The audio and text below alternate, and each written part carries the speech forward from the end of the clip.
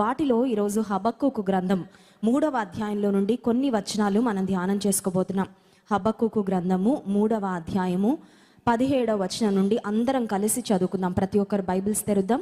హబక్కూకు గ్రంథము 3వ అధ్యాయము 17వ వచనం నుండి అందరం కలిసి దేవుని వాక్యాన్ని జాగ్రత్తగా గమనిస్తూ చదువుదాం. అంజూరపు చెట్లు పూయకుండినను, ద్రాక్ష చెట్లు ఫలింపకపోయినను, ఒలీవ చెట్లు కాపు లేక ఉండినను, చేనిలోని పైరు పంటకు రాకపోయినను, గొర్రెలు దొడ్డిలో లేకపోయినను, సాలలో పశువులు లేకపోయినను, నేను యెహోవా యందు ఆనందించెదను, నా రక్షణకర్త అయిన నా దేవుని యందు నేను సంతోషించెదను. 19వ వచనం కూడా అందరం కలిసి చదువుకుందాం. ప్రభువగు యెహోవాయే నాకు బలము, ఆయన నా కాళ్లను లేడి కాళ్ల వలె చేయును, ఉన్నత స్థలముల మీద ఆయన నన్ను నడవ చేయును. నెగటివ్ థింగ్స్, దురదృష్టకరమైన పరిస్థితులు, నిరుత్సాహకరమైన పరిస్థితులు, కష్టాలు అందరి జీవితాల్లో వస్తూ ఉంటాయి. కష్టాలలో భక్తులు ఎలా స్పందించారో, కష్టాలలో దేవుని ప్రజలు ఎలా రియాక్ట్ అయ్యారో చాలా విషయాలు బైబిల్ గ్రంథంలో ఆదికాండం నుండి మనం గమనిస్తూనే ఉంటాం. భక్తులకి కష్టాలు వస్తాయి. భక్తిహీనులకు ఎలా కష్టాలు వస్తాయో భక్తి పరులకు కూడా కష్టాలు వస్తాయి. దేవుని వెంబడించే వారికి కూడా కష్టాలు వస్తాయి. కష్టాలు వచ్చినప్పుడు వారు ఎలా స్పందించారు? బైబిల్ గ్రంథంలో అవన్నీ డిలీట్ చేయలేదండి. మనమైతే మన జీవిత పుస్తకాన్ని ఏమైనా రాసుకునే అవకాశం ఉంటే, మన జీవిత అనుభవాలు రాసుకునే ఆ అవకాశం ఏదైనా ఉంటే, ద బెస్ట్ థింగ్స్ అన్నీ రాసుకొని వర్స్ట్ థింగ్స్ అన్నీ మనం డిలీట్ చేసేస్తామేమో. చేదు జ్ఞాపకాలండి, కష్ట రోజులు, కష్టకాలాలు, వాటి గురించి నేను జ్ఞాపకం చేసుకోవడానికి ఇష్టపడట్లేదు, వాటిని గురించి ఎవరికి చెప్పడం నాకు ఇష్టం లేదు, వాటిని అసలు సమాజం ముందు పెట్టడం నాకు ఇష్టం లేదు. I would only like to show the best things in my life. నా జీవితంలో ఉన్న శ్రేష్టమైన విషయాలు మాత్రమే నేను ప్రజలకు చెప్పాలి, చూపించాలని అనుకుంటామేమో. కానీ బైబిల్ గ్రంథంలో ఆదికాండం నుండి ప్రకటన గ్రంథం వరకు గమనించినట్లయితే దేవుని ప్రజలకు, భక్తులకు, ప్రవక్తలకు వచ్చిన శ్రమలు, సమస్యలు అన్నీ వ్రాయబడ్డాయి. అండ్ మోస్ట్ ఇంపార్టెంట్లీ, శ్రమలు, సమస్యలు వచ్చినప్పుడు వారు ఎలా స్పందించారో కూడా వ్రాయబడింది. ఎందుకంటే వారిలో దైవికంగా సమస్యలకు స్పందించిన ఆ భక్తుల అనుభవాలు మనం చూసినప్పుడు మనం కూడా నేర్చుకోవడానికి, నాకు ఉన్నాయి కష్టాలు, నాకు ఉన్నాయి శ్రమలు, నాకు ఉన్నాయి అవమానాలు, నాకు ఉన్నాయి ఇబ్బందికరమైన పరిస్థితులు, కానీ దేవుని ప్రజలు ఎలా స్పందించారో, దైవజనులు ఎలా స్పందించారో, వాక్యంలో ఉన్న భక్తులు ఎలా స్పందించారో అవి నేర్చుకోవడం ద్వారా నేను ఇన్స్పైర్ అవుతాం. ఎందుకంటే శ్రమలు వచ్చినప్పుడు యూజువల్గా మానవ స్వభావం, హ్యూమన్ టెండెన్సీ ఏంటంటే వెంటనే కృంగిపోతాం, వెంటనే నీరు కారిపోతాం, వెంటనే నిరీక్షణ కోల్పోతాం, వెంటనే చచ్చిపోతే బాగుండు కదా, ఒకే పరిష్కారం, పర్మనెంట్ సొల్యూషన్ అని కొన్నిసార్లు నిరుత్సాహకరమైన ఆలోచనలు మన మనస్సును చుట్టుముడుతూ ఉంటాయి. కానీ భక్తులు అలా స్పందించలేదండి. హబక్కూకు గ్రంథం 3వ అధ్యాయంలో నేను అనుకుంటాను వర్స్ 17వ వచనం మనం చదివిన వాక్య భాగం, he was in the most negative situations in his life. చాలా భయంకరమైన పరిస్థితులు,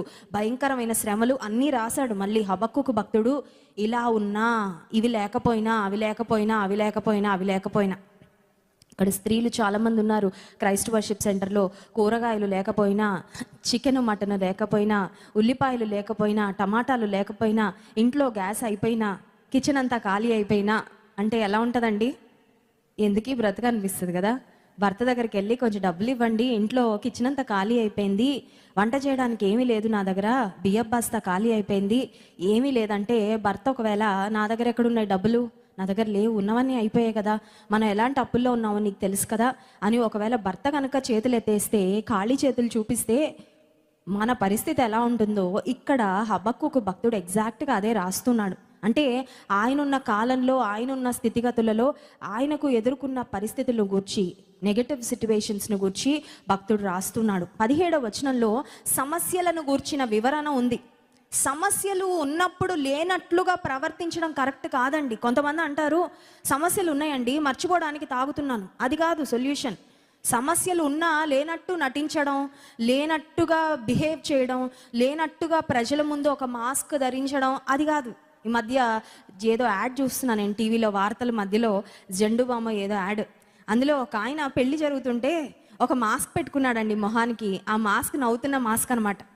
తలనొప్పి వస్తున్నా పాపం మొహం అంతా రకరకాలుగా మారిపోతుంది, బాధ వస్తున్నా బంధువులందరి ముందు ఒక శుభ సందర్భంలో, ఒక మంచి ఆనందకరమైన సమయంలో బాధ బయట పెట్టకూడదని మాస్క్ పట్టుకొని తిరిగేస్తున్నాడు. లాస్ట్కి ఎవరో అన్నారు, మాస్క్ ఎందుకు నాయనా, ఆ తలనొప్పికి ఆ బాధకి పరిష్కారం ఉందని ఏదో మందు ఇచ్చారు. సరే, చాలా బాగా చేశారు, యాడ్ చాలా బాగా డిజైన్ చేశారు.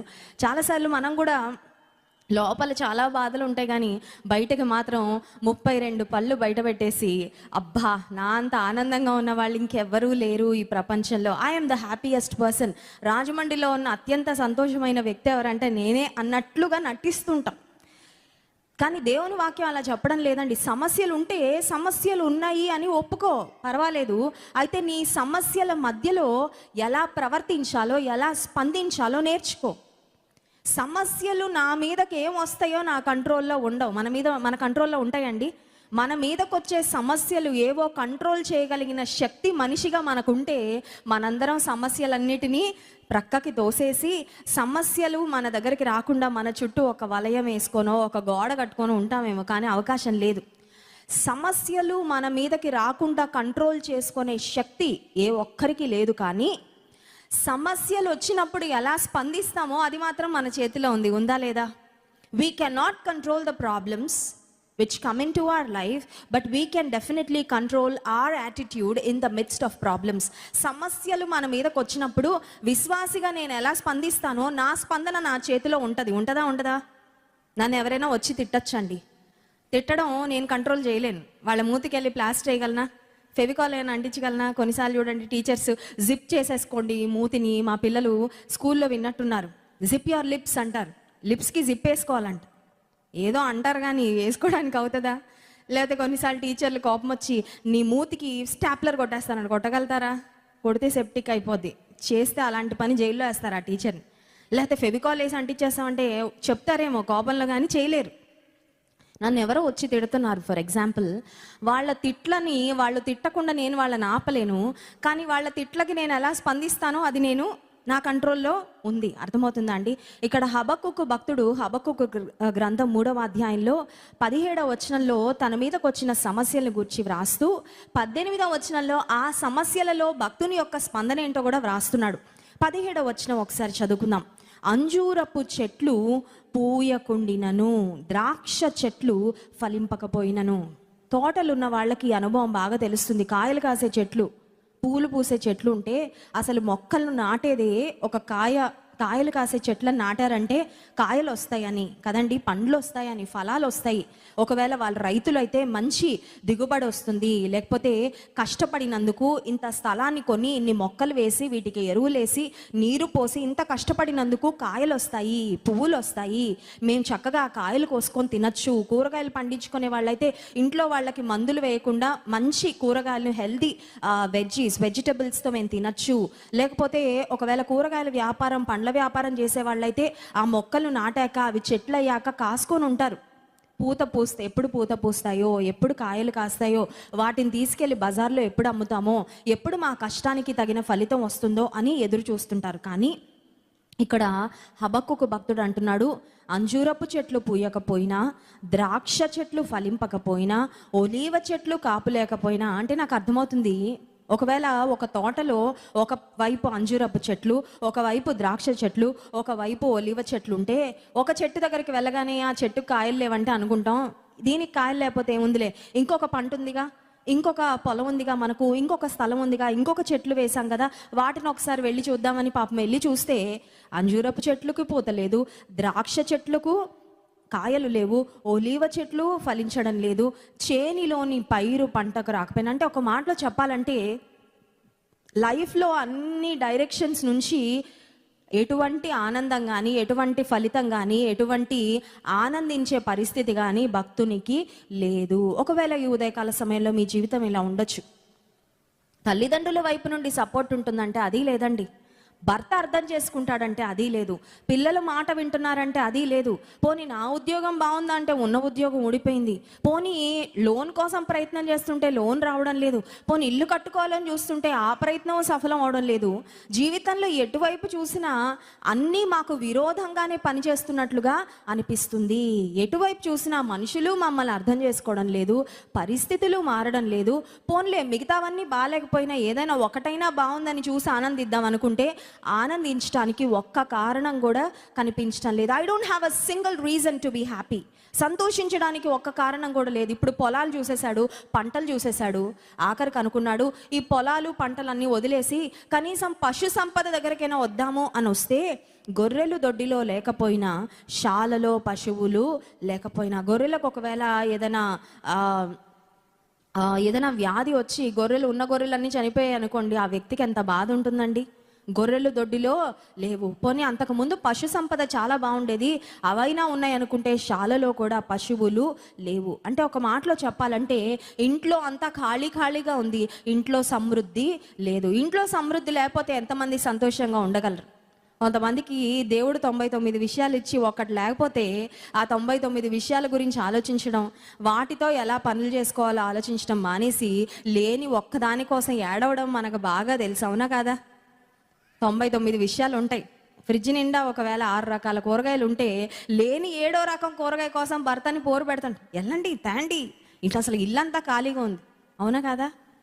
కొన్నిసార్లు యవనస్తులు ఉంటారు, బీరువా నిండా బట్టలు ఉంటాయి, నాకు బట్టలు లేవు అంటుంటారు. అంటే ఏ బట్టలు లేవంటే అసలు బట్టలు లేవని కాదు, కొత్త బట్టలు లేవన్నమాట. వాళ్ళు అనుకున్న లేటెస్ట్ ఫ్యాషన్ చిరిగిపోయిన జీన్స్ లేదనమాట. లేకపోతే ఏ సినిమా యాక్టర్ వేసుకున్న ఏదో రకమైన లేటెస్ట్ ఫ్యాషన్ చీర, లేటెస్ట్ డిజైన్ చీర ఈవిడ దగ్గర లేదనమాట. అందుకని ఏడుపు. కానీ ఇక్కడ హబక్కుకు భక్తుడు అలాంటి పరిస్థితుల్లో లేడండి. అటు పొలంలో పంటలు లేవు, ఇటు పశు సంపద కూడా లేదు. అవి ఉద్యోగం చేసే దినాలు కాదు. ఒకవేళ ఈ రోజుల్లో అంటే చేతిలో ఉద్యోగం లేదు, పిల్లవాడు పరీక్షలో ఫెయిల్ అయిపోయాడు, భార్య చూస్తే ఆరోగ్యము బాలేదు, ఒక సొంత ఇల్లు లేదు, వ్యాపారం అభివృద్ధి చెందడం లేదు, ఇవన్నీ రాసుండేవారేమో ఒకవేళ. కానీ ఇలాంటి క్లిష్ట పరిస్థితుల్లో కష్టానికి తగిన ఫలితం రానప్పుడు, విత్తనాలు అయితే విత్తుతున్నాను, పొలంలో విత్తనాలు విత్తాను, పంట అయితే చేతికి రావడం లేదు, ఏదో వర్షం వచ్చింది, అకాల వర్షం వచ్చింది, పంటంతా నష్టపోయాను.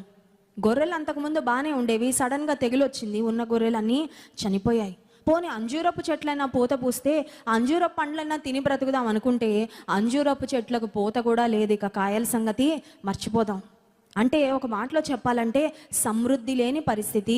ఇల్లంతా ఖాళీగా ఉంది. ఇల్లు ఖాళీగా ఉంటే ఆశీర్వాదాలు లేకపోతే మనసు కూడా ఖాళీగా ఉంటుంది, అవునా కదా? మనసు ఆనందంగా ఉండదండి. ఏదో లోటు, ఏదో కొరత, ఏదో బాధ, ఏదో తెలియని శూన్యం. ఏమవుతుంది నా జీవితం, ఎక్కడికి వెళ్తుంది నా జీవితం?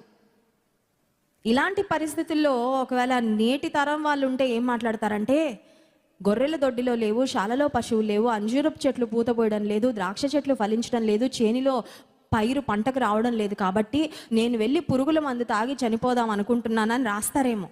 లేకపోతే మరొకరు అందుకని నేను మానసికంగా కృంగిపోయి డిప్రెషన్లోకి వెళ్ళిపోయి ఒక సైకియాట్రిస్ట్ దగ్గరికి వెళ్ళి, ఒక మానసిక నిపుణుల దగ్గరికి వెళ్ళి పలానా ట్రీట్మెంట్ తీసుకుంటున్నాను అని రాస్తారేమో. ఈ జీవితం వ్యర్థం అనిపిస్తుంది, ఈ జీవితం శూన్యం అనిపిస్తుంది, ఇలాంటి బ్రతకాల్సిన అవసరం లేదేమో అనిపిస్తుందని ఒకవేళ వేరే వాళ్ళు రాస్తారేమో. కానీ దేవునిలో ఉన్న, దేవునితో ఒక సన్నిహితమైన సంబంధాన్ని కలిగి దేవుని ప్రవక్తగా, ఒక ప్రాఫెట్ ఆఫ్ గాడ్గా ఉన్న హబక్కుకు దేవునితో దగ్గరగా బ్రతికే వ్యక్తి, చుట్టూ శూన్యమే, ఇల్లంతా ఖాళీగా ఉంది, మనసు కూడా ఒక రకంగా ఖాళీగానే ఉంది. కానీ నేనైతే ఒక తీర్మానం తీసుకున్నాను ఈ పరిస్థితుల్లో. I have decided to be something. నేను ఒక విధంగా ప్రవర్తించాలనుకుంటున్నాను ఈ కష్టాల్లో. అది ఏంటంటే 18వ వచనం, నేను యెహోవా యందు ఆనందించెదను, నా రక్షణకర్త అయిన నా దేవుని యందు నేను సంతోషించెదను. ఇందాక నేను చెప్పాను, సమస్యలు ఎలాంటివి మన మీదకి వస్తాయో మన కంట్రోల్లో ఉండవు. కానీ సమస్యలలో ఎలా స్పందిస్తామో, ఎలా ప్రవర్తిస్తామో, సమస్యలను ఎలా చూస్తామో, సమస్యల పట్ల మన వైఖరి ఎలా ఉంటుందో అది ఖచ్చితంగా మన చేతిలోనే ఉంటుంది. ఉంటుందా ఉండదా? భర్త తిట్టచ్చు, తిట్టిన ఆ మాటల్ని బట్టి నువ్వు మనసు పాడు చేసుకొని రోజంతా వేస్ట్ చేసుకుంటావా? అవన్నీ ప్రక్కకి తోసేసి దేవునిలో ఆనందిస్తూ, ప్రార్థనలో గడుపుతూ, నీ కుటుంబాన్ని కట్టుకుంటూ, ఆశీర్వాద పదంలో నీ జీవితాన్ని నడిపించుకుంటావు. నీ చేతిలో ఉంది. కొంతమంది నాకు ఫోన్ చేస్తూ ఉంటారు, అక్క మా ఇంటి ప్రక్కన వారు మొన్నటిదాకా బాగానే ఉన్నారు, మేము మందిరానికి వస్తున్నామని తెలుసుకున్నారు, అప్పటి నుంచి బండ బూతులు మాట్లాడుతున్నారు, వాళ్ళకి మేలే చేసాము, వాళ్ళకి సహాయమే చేసాం, అన్ని విధాలుగా వాళ్ళకి ఉపయోగకరంగానే ఉన్నామక్క. వాళ్ళకి ఎప్పుడు ఏ కష్టం కల్పించలేదు. కానీ దేవుని మందిరానికి వస్తున్నాము అని తెలిసిన దగ్గర నుంచి మా ఇంట్లో నుండి దేవుని వాక్యం కొంచెం ఆ కిటికీల గుండా బయటకు వెళ్తుంటే మా పక్కన అపార్ట్మెంట్లో ఉన్నవారు మమ్మల్ని భయంకరంగా మాట్లాడుతున్నారు. వాళ్ళు ఎలా మాట్లాడుతున్నారో అది మనం కంట్రోల్ చేయలేమండి. అది వాళ్ళ విజ్ఞతకి వదిలేద్దాం. దేవుణ్ణి ద్వేషిస్తూ ఆ ద్వేషాన్ని మనుషుల మీద కూడా చూపిస్తున్నారంటే అది వాళ్ళ బుద్ధి, వాళ్ళ నీచ స్వభావం. అది దాని గురించి మనం పట్టించుకోవాల్సిన అవసరం లేదు. క్రైస్తవునిగా ఉన్నందుకు నీవు శ్రమ పడవలసి వస్తుందని యేసుప్రభు ముందే చెప్పారు వాక్యంలో. పర్వాలేదు, దేవుని కొరకు కొంత నిందను, కొంత అవమానాన్ని, కొన్ని తిట్లను అనుభవించే అవకాశం ఇచ్చావు ప్రభా, నీకు స్తోత్రం అని దేవుని స్తుతించు. హల్లెలూయా. దేవునిలో ఉన్నందుకు ఎప్పుడైనా శ్రమలు వస్తే నేనైతే దేవుని స్తుతిస్తాను. ఎందుకంటే నీలో ఉన్నందుకు ఆశీర్వాదాలు అనుభవించి చక్కగా సంతోషంగా సుభిక్షంగా ఉండడమే కాదయ్యా, నీ కోసం కొన్ని తిట్లు భరించే అవకాశం నాకు ఇచ్చావయ్యా. నిన్ను బట్టి తిట్లు భరించే అవకాశం ఇచ్చావు, నీకు స్తోత్రం అని దేవుని స్తుతిస్తాను. హల్లెలూయా. మన తప్పులు చేసేసి దానికి తిట్లు భరించి అమ్మో క్రైస్తవుడిని కాబట్టి తిట్లు భరిస్తున్నాను అనుకుంటే అది కరెక్ట్ కాదండి. తప్పులు చేసి, పొరపాట్లు చేసి, మిస్టేక్స్ చేసేసి దానికి తగిన శిక్ష అనుభవిస్తూ దేవుని బిడ్డగా శిక్ష అనుభవిస్తున్నానంటే అది కరెక్ట్ కాదు. కానీ దేవుని కొరకు బ్రతికినందుకు ఏదైనా శిక్ష పొందామంటే అది మహా గొప్ప భాగ్యము. హల్లెలూయా. ఇంటి ప్రక్కన వారు అలా మాట్లాడుతున్నారు, ఇలా మాట్లాడుతున్నారంటే వాళ్ళ విజ్ఞతకు వదిలేద్దాము. ఆ మాటలు క్రీస్తు నిమిత్తం నువ్వు భరిస్తున్నావంటే ఆ పరిస్థితుల్లో నువ్వు బాధపడకూడదు, కానీ ఆనందించాలి, ప్రభువుని స్తుతించాలి. నువ్వు నా కొరకు ఎన్నో అవమానాలు పొందావయ్యా, నేను పొందాల్సిన శిక్ష నువ్వు పొందావు, నేను పొందవలసిన శ్రమ నువ్వు పొందావు. నీ పేరు పెట్టుకున్నందుకు కొన్ని తిట్లు నేను భరిస్తున్నానంటే ఏమీ పర్వాలేదయ్యా. శ్రమలు వచ్చినప్పుడు యేసయ్య మన కొరకు పడిన శ్రమను ఒక్కసారి జ్ఞాపకం చేసుకుంటే ఈ లోకంలో మనం పొందుతున్న ఏ శ్రమ కూడా దేవుని శ్రమ ముందు ఎన్నదగినది కాదు. హల్లెలూయా. నేను డెలివరీకి వెళ్ళక ముందు ఒక సహోదరి అంటే డెలివరీ అయిన వాళ్ళతో నేను మాట్లాడుతూ ఉండేదాన్ని. ఎందుకంటే మన జీవితంలో ఏదైనా ఒక అనుభవం గుండా వెళ్ళేటప్పుడు అదే అనుభవం గుండా వెళ్ళిన వేరే వాళ్ళతో మాట్లాడితే చాలా లెసన్స్ మనం నేర్చుకోవచ్చు, చాలా జ్ఞానం వస్తుంది. నేను డెలివరీకి వెళ్ళక ముందు, అంతకుముందే డెలివరీ అయిన ఒక నాకంటే వయసులో పెద్ద సహోదరితో నేను మాట్లాడుతున్నాను. ఆమె చెప్తా ఉంది, నేను డెలివరీ సమయంలో ఆ నొప్పులు భరిస్తూ ఉన్నప్పుడు యేసు ప్రభు నా కొరకు శిలువ మీద పడిన ఆ శ్రమను జ్ఞాపకం చేసుకున్నానమ్మా, నాకు అసలు ఈ బాధ పెద్ద బాధగా అనిపించలేదు అని. నాకు కూడా ఆ మాట చాలా ఉపయోగపడిందండి. ఎందుకంటే ఒక స్త్రీ బిడ్డను కంటున్నప్పుడు పడే నొప్పి, బాధ చాలా మాటల్లో వర్ణించలేని బాధ. ఒకేసారి ఒక 10 ఎముకలు విరిగిపోతే ఎంత వేదన, ఎంత నొప్పి ఉంటుందో ఒక స్త్రీ కాన్పు అవుతున్నప్పుడు అంత బాధ భరిస్తుందని డాక్టర్స్ చెప్తూ ఉంటారు. అంత పెయిన్లో ఏసయ్యా ఏసయ్యా అని నేను శిలువ మీద ఉన్న ఏసయ్యని జ్ఞాపకం చేసుకుంటుంటే నా బాధ నాకు పెద్ద బాధగా అనిపించలేదు. హల్లెలూయా. శ్రమలు రావచ్చు, సమస్య రావచ్చు, నొప్పి రావచ్చు, వేదన రావచ్చు, అనిర్వచనీయమైన బాధ అండి. ఈ బాధ ఎవరికి చెప్పుకోలేను, చెప్పినా అర్థం కాదు. నేను ఎంత నలిగిపోతున్నాను ఎవరికి తెలీదు, ఎవరికి తెలియకపోవచ్చు, కానీ ప్రభువుకు తెలుసు. నువ్వు శ్రమలో ఎలా ప్రవర్తిస్తున్నావో అది నీ విశ్వాసం యొక్క పరిమాణం ఏంటో బయట పెడుతుంది. హల్లెలూయా. మనిషిలో ఉన్న ఇమ్యూనిటీ ఎప్పుడు బయటకు వస్తుందంటే చుట్టూ వైరస్లు ఉన్నప్పుడు బయటకు వస్తుంది. చాలా తక్కువ ఇమ్యూనిటీ ఉందమ్మా, అందుకే ఊరికే వచ్చేస్తున్నాయి వ్యాధులు, రోగాలు. విశ్వాసం ఎంత ఉందో ఎప్పుడు బయటకు వస్తుందంటే విశ్వాసికి సమస్యలు వచ్చినప్పుడు బయటకు వస్తుంది. ఇక్కడ హబక్కుకు భక్తుడు మామూలు విశ్వాసంలో లేడండి, గట్టి విశ్వాసాన్ని కలిగి ఉన్నాడు. He had a very tough faith. సమస్యలు వచ్చినా చెదిరిపోని విశ్వాసం, స్థిరమైన విశ్వాసాన్ని కలిగి ఉన్నాడు. అందుకే అంటున్నాడు, ఏమీ లేకపోయినా, ఇల్లంతా ఖాళీగా ఉన్నా, మనసంతా ఖాళీగా ఉన్నా, నిజానికైతే కృంగిపోవాలి, కానీ నేను యెహోవా యందు ఆనందించెదను, నా రక్షణకర్త అయిన దేవుని యందు నేను సంతోషించెదను. కీర్తన గ్రంథంలో 4వ కీర్తన 7వ వచనంలో ఒక వాక్యం రాయబడింది చూడండి. దేవుడు మనకిచ్చే సంతోషం ఎలాంటిదో, the Joy that God gives. దేవుడిచ్చే ఆనందము, సంతోషము ఎంత శ్రేష్టమైనదో 4వ కీర్తన 7వ వచనంలో చూస్తాం. వారి ధాన్య ద్రాక్షరసములు విస్తరించిన నాటి సంతోషము కంటే అధికమైన సంతోషము నీవు నా హృదయములో పుట్టించితివి. దేవుడు మన హృదయంలో ఏం పుట్టిస్తాడంట? సంతోషము పుట్టిస్తాడు. హల్లెలూయా. కావాలా సంతోషం? ఈ లోకంలో బ్రతికినంత కాలం ఏం కావాలండి మనిషికి? ఎంత బంగారం ఉన్నా బంగారం తింటారా? ఎన్ని బట్టలున్నా రోజుకి ఎన్ని జతలు కట్టుకుంటారు? బీరువాలో ఇన్ని ఉన్నాయండి, 10 చీరలు కట్టానంటే నేను ఇలా కనబడను, మీకు కనబడను, మునిగిపోతాను, అంతేనా? 10 ఇల్లులు ఉన్నాయండి మాకని రోజుకి 10 ఇళ్లలో 10 ఇళ్ళకి తిరగడానికన్నా సమయం ఉంటుందా? 4 మంచాలు ఉన్నాయండి నాకని ఒక చేయి ఒక మంచం మీద, ఇంకో చేయి ఇంకో మంచం మీద, ఒక కాలు మంచం మీద, ఇంకో కాలు ఇంకో మంచం మీద పెట్టుకొని గాల్లో పడుకుంటామా? ఎన్ని మంచాలున్నా పడుకునేది ఒక మంచం మీదే, ఎన్ని వస్త్రాలున్నా కట్టుకునేది ఒక జతే మనం వేసుకున్నప్పుడు. ఆ తర్వాత ఎంత ఆహారం ఉన్నా ఇంట్లో పంచభక్ష పరమాణాలు ఉన్నాయని పెద్ద ప్లేట్ పెట్టుకొని అన్నీ పెట్టుకొని తినేసామంటే షుగర్ వచ్చేస్తుంది, అవునా కదా?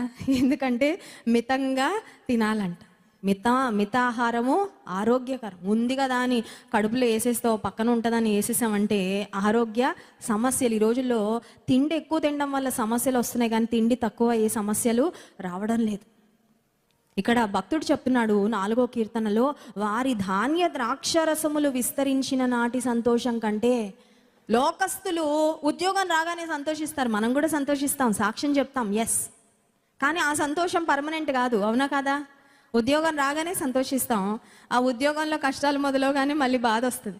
అమ్మో చాలా పని ఇచ్చేస్తున్నారండి, అమ్మో మా బాసు క్రూరుడండి, పక్కవారు సరిగ్గా మాట్లాడడం లేదండి. ఈ లోకంలో ఏ ఆశీర్వాదం వచ్చినా ఆశీర్వాదం వలన ఉండే సంతోషం తాత్కాలికమే, అవునా కదా?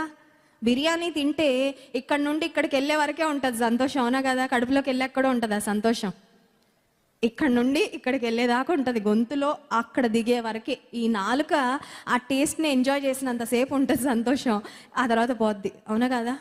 ఏదైనా బ్యూటిఫుల్ ప్లేస్ చూడడానికి వెళ్ళాం, ప్రకృతి అందాలను రమ్యమైన ప్రదేశాలను చూడడానికి వెళ్ళాం, చూసినంతసేపే, ఫోటోలు తీసుకున్నంతసేపే, మళ్ళీ ఇంటికి వచ్చాక ఉంటుందండి అదే. అక్కడ పొందుతాం అనుభూతి, ఆనందం, కానీ తర్వాత ఉండదు. కానీ యేసయ్య ఇచ్చే సంతోషం అలాంటిది కాదు. హల్లెలూయా. ఈ లోకం ఇచ్చే సంతోషం వచ్చి వెళ్ళిపోయే సంతోషం. ఏదన్నా ఒక మంచి పరిస్థితి జరగగానే సంతోషిస్తాం, ఆ తర్వాత మళ్ళీ సంతోషం ఆవిరైపోద్ది, ఎగిరిపోద్ది. కానీ వారి ధాన్య ద్రాక్షరసములు విస్తరించిన నాటి సంతోషము కంటే అధికమైన సంతోషము నీవు నా హృదయంలో పుట్టించింది. యేసయ్య ఇచ్చే సంతోషం వస్తువులతో కొలవలేని సంతోషము. హల్లెలూయా. వస్తువులతో కంపేర్ చేయలేని సంతోషము. It is not materialistic Joy.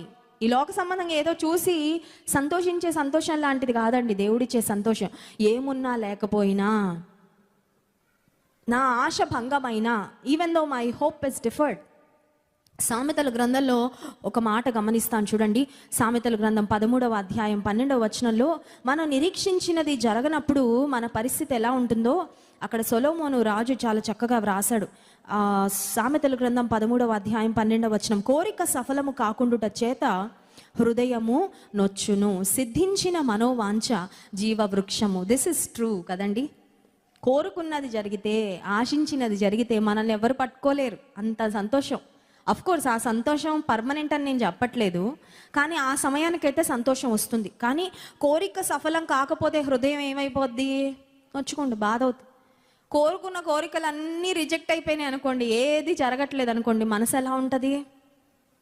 మొన్న ఒక సహోదరి ఫోన్ చేసి చెప్తుంది, నా తమ్ముడు ఒక అమ్మాయిని ప్రేమించాడక్క, పెళ్ళంతా సెటిల్ అయిపోయింది, పెళ్లి కార్డులు వేయించుకున్నాము, అన్ని అరేంజ్మెంట్స్ చేసుకున్నాం, మాటలు అయిపోయాయి, అన్నీ అయిపోయాయి, లాస్ట్ మినిట్లో అమ్మాయి నేను పెళ్లి చేసుకోవడం లేదని చెప్పింది. మా తమ్ముడు చాలా డిప్రెషన్లో ఉన్నాడు, కోరిక సిద్ధించలేదు. కోరుకున్నాడు, ఒక అమ్మాయి కావాలని కోరుకున్నాడు, ఈ అమ్మాయితో జీవితాన్ని పంచుకుందామని. ఫర్ సమ్ రీజన్, మరి ఏం జరిగిందో తెలీదు వారి మధ్యలో, మా అమ్మాయి పెళ్ళికి ఒప్పుకోలేదక్క. అన్నీ అయిపోయిన తర్వాత లాస్ట్ మినిట్లో ఆ అమ్మాయి రిజెక్ట్ చేసేసరికి నా తమ్ముడు నిద్రపోవడం లేదు, అన్నం తినడం లేదు, పిచ్చోడు అయిపోతాడేమో అని భయం వేస్తుంది, మా తమ్ముని కొరకు ప్రార్థన చేయండి అని ఒక సహోదరి చెప్తుంటే, దట్ ఈస్ రియల్ పెయిన్. అది నటన కాదండి. జీవితంలో కోరుకున్నవి సడన్గా ఒక్కసారిగా టేబుల్స్ తిరగతిప్పించినట్లుగా పరిస్థితులు ఒక్కసారి అప్సైడ్ డౌన్ అయిపోగానే మనసు ఊరుకుండదు.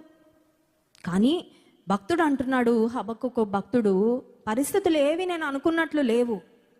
Things are not working for me but things are working against me. నాకు విరోధంగానే పనులు జరుగుతున్నాయి, నేను అనుకున్న దానికి వ్యతిరేకంగానే పరిస్థితులు ఉన్నాయి. కానీ నేను యెహోవా యందు ఆనందించేదను, నా రక్షణకర్త అయిన నా దేవుని యందు దేవుని బట్టి సంతోషిస్తాను, పరిస్థితులను బట్టి సంతోషించను. పరిస్థితులు అన్నీ బాగున్నప్పుడు సంతోషిద్దాం అనుకుంటే 10 పరిస్థితులు బాగుండొచ్చు, కానీ 11వ పరిస్థితి బాగాలేకపోతే నువ్వు పరిస్థితులను బట్టి ఆనందించడం నేర్చుకుంటే నువ్వు ఎప్పుడు బాధలోనే బ్రతుకుతావేమో. ఎప్పుడు నిరాశలోనే బ్రతుకుతావేమో. వారితో వీరితో పోల్చుకొని వారికి ఉన్నది లేదు, వీరికి ఉన్నది లేదు, వారి బ్రతుకులా నా జీవితం లేదు, వీరి బ్రతుకులా నా జీవితం లేదని నువ్వు బాధపడుతూ ఉంటావేమో.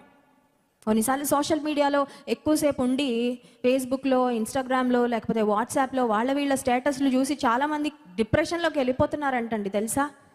మనం అనుకుంటాం అందరి గురించి తెలుసుకొని కొంచెం మానసికమైన రిలాక్సేషన్, ఉల్లాసం పొందుకుంటామేమో అని. అమ్మో, వాడు ఆ రెస్టారెంట్కి వెళ్ళిపోయి చికెన్ బిర్యానీ తినేస్తున్నాడు, పలానా మా పిన్ని గారు వాళ్ళు పలానా ప్రదేశానికి వెళ్ళిపోయి ఎంజాయ్ చేసేస్తున్నారు, వాళ్ళ లైఫ్ అంత బాగుంది, వీళ్ళ లైఫ్ ఇంత బాగుందని అందరి గురించి తెలుసుకొని ఆఖరికి మనకి ఏమొస్తుందంటే డిప్రెషన్ వస్తుంది, కృంగుదల వస్తుంది. నా బ్రతికేంటి, మా వాళ్ళ సంగతి ఏంటి, నా జీవితం ఏంటి, నేను ఎలా వెళ్తున్నాను? దేవుని వాక్యం చెప్తుంది, మనుషులందరినీ చూస్తూ కూర్చుండు నువ్వు ఆనందిస్తావని చెప్పడం లేదు. దేవుని యందు ఆనందించు, దేవుని చూడు నువ్వు ముందు. Please start looking at God. మనుషుల్ని చూడడానికి సమయం ఎంత వ్యర్థపరుచుకుంటున్నావో, అది ఒక్కసారి డిలీట్ చేసుకొని, కట్ చేసుకొని, మోకాళ్ళు వేసి దేవునితో మాట్లాడడం నేర్చుకో, దేవునితో సహవాసం చేయడం నేర్చుకో, దేవుని వైపు చూడడం నేర్చుకో. వారు ఆయన తట్టు చూడగా వారికి వెలుగు కలిగెను, వారి ముఖములు ఎన్నడూ లజ్జింపలేదు. దేవుని వైపు చూసిన వాళ్ళని ఆయన ఎప్పుడు సిగ్గుపడనివ్వలేదు. హల్లెలూయా. నిన్ను సిగ్గుపడనివ్వడు, నిన్ను ఓడిపోనివ్వడు. హల్లెలూయా. ఓడిపోనివ్వడండి. ఇప్పుడు ఓడిపోయినట్లు ఉన్నావేమో, ఓడిపోనివ్వడు.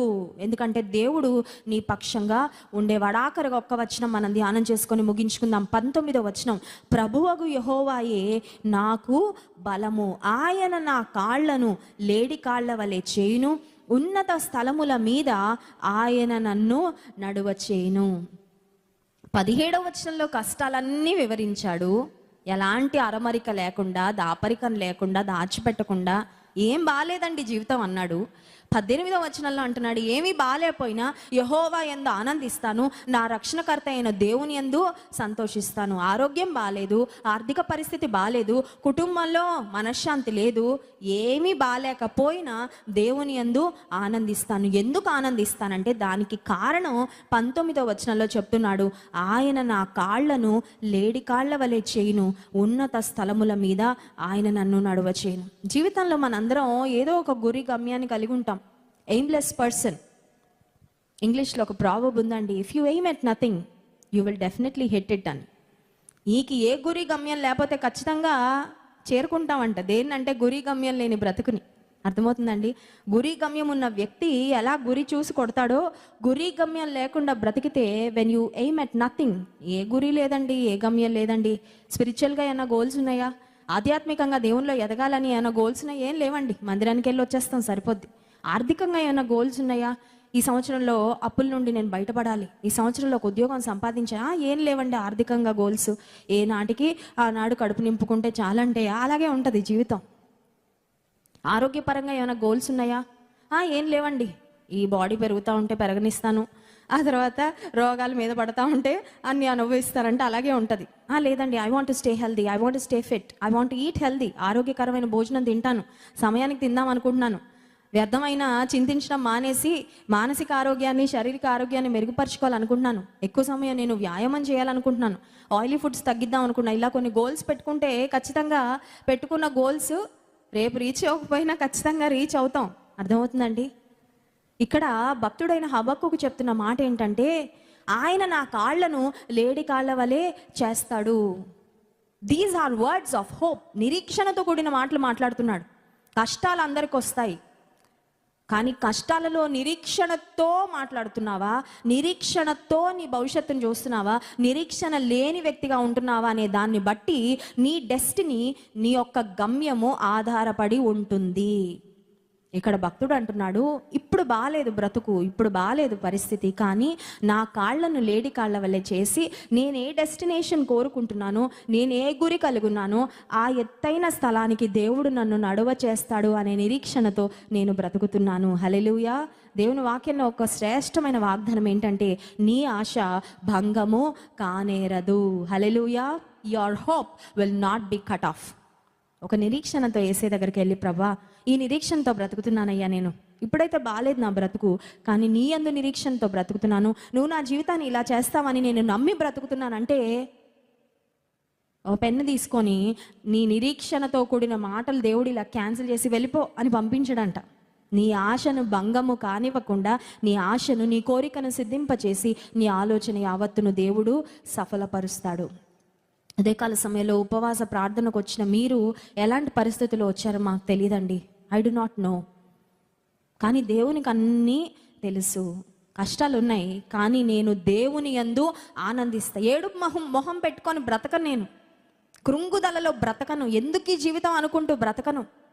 నన్ను చూసి 10 మందికి చనిపోవాలనిపించేలా బ్రతకను. నిరీక్షణ కలిగి బ్రతుకుతా, స్తుతిస్తూ బ్రతుకుతాను, దేవుని వైపు చూస్తూ బ్రతుకుతాను, ఆయనలో ఆనందిస్తూ బ్రతుకుతానని నీవు బ్రతకగలిగితే 37వ కీర్తన 4వ వచనంలో వ్రాయబడిన వాగ్దానము నీ పట్ల, నా పట్ల దేవుడు నెరవేరుస్తాడు. చూడండి, 37వ కీర్తన 4వ వచనం, Psalms chapter 37 verse 4. యెహోవాను బట్టి సంతోషించుము, ఆయన నీ హృదయ వాంఛలను తీర్చును. ఒకసారి ఆమెన్ చెప్దామా నమ్మిన వారందరూ? ఆమెన్. నీ హృదయ వాంఛలు తీర్చును అని వాగ్దానం వచ్చిందంటే ఇంకెవరు పట్టుకోలేరు వాళ్ళని కదండి. డిసెంబర్ 31వ తారీఖు రాత్రి వాగ్దాన కార్డుల కోసం చాలా కనిపెడతాం కదా. నేనైతే చాలా ఎదురు చూస్తాను, ఏమి ఇస్తాడు వాగ్దానం దేవుడని. వాగ్దానాలు ఈ మాట వచ్చిందంటే ఇంకెవరైనా పట్టుకోగలరా? ఇంకా ఏమి జరగకముందే జరిగిపోయినంత ఆనందం, జరిగిపోయినంత సంతోషం. ఆయన నీ హృదయ వాంఛలు తీరుస్తాడు. ఎప్పుడు తీరుస్తాడంటే యెహోవాను బట్టి సంతోషించు. నిరీక్షణ ఉంటేనే కష్టాలలో కూడా సంతోషిస్తాం.